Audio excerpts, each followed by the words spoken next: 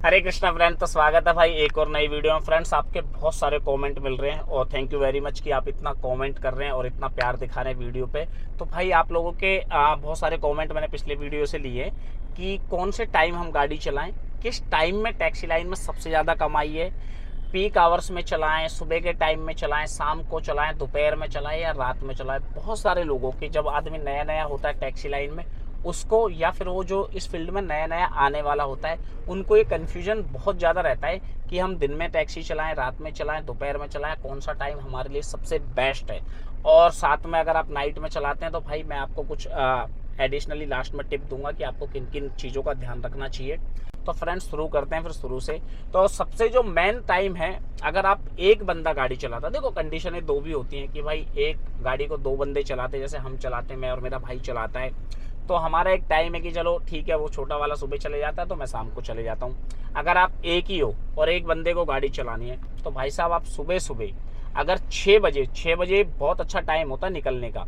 दिल्ली में, बॉम्बे में, गुजरात में, किसी भी एरिया में हो भाई साहब, आप सुबह 6 बजे निकल जाओ। 6 बजे से बेस्ट टाइम कोई है नहीं है।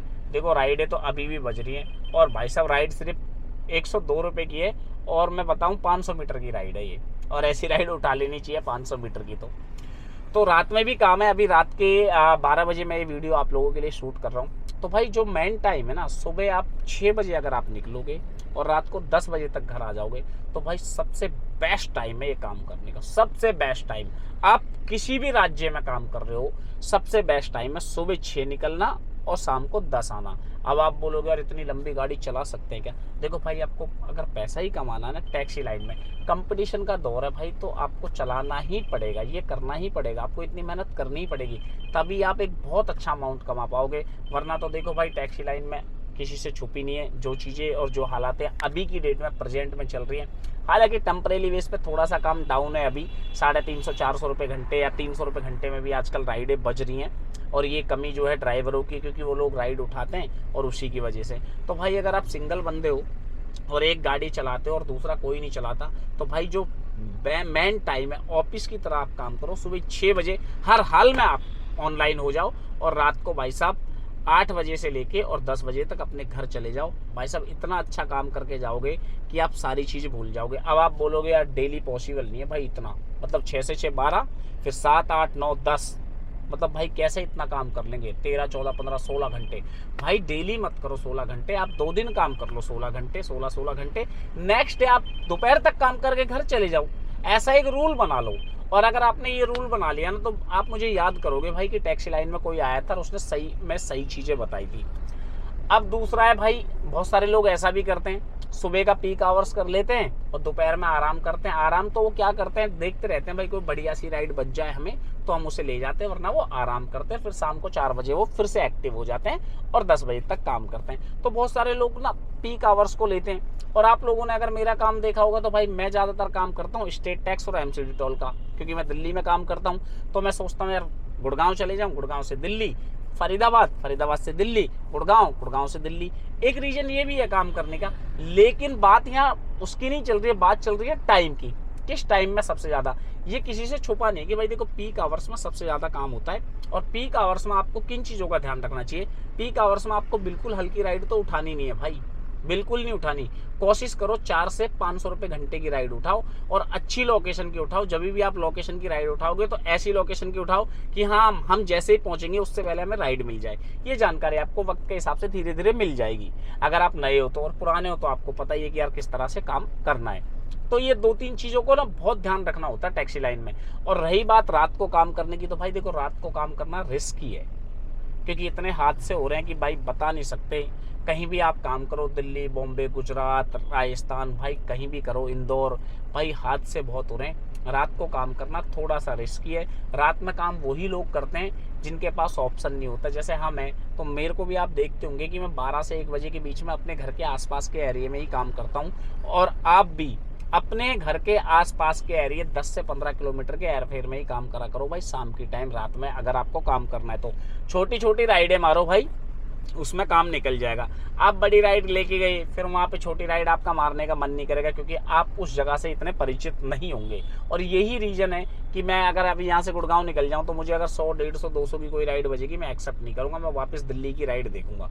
क्योंकि अगर यहाँ से मैं 100, 150 की राइड भी उठा लूँगा, क्योंकि ये पूरा एरिया मेरा देखा हुआ है और मुझे पता है कि मैं इतने टाइम में इस गली से निकल के ऐसे पहुँच जाऊँगा।